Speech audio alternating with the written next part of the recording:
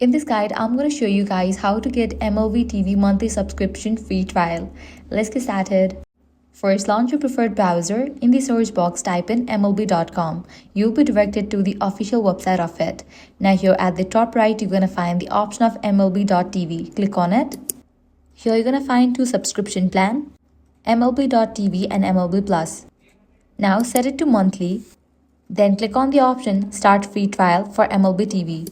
Now you'll be prompted to log into your account. Provide your credentials and log into your account.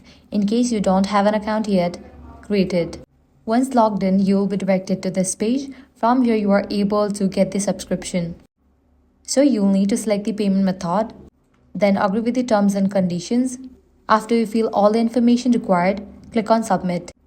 With that, you will get MLB TV monthly subscription free trial. And that's it. If this guide helped you out, do not forget to like, share and subscribe. Thanks for watching.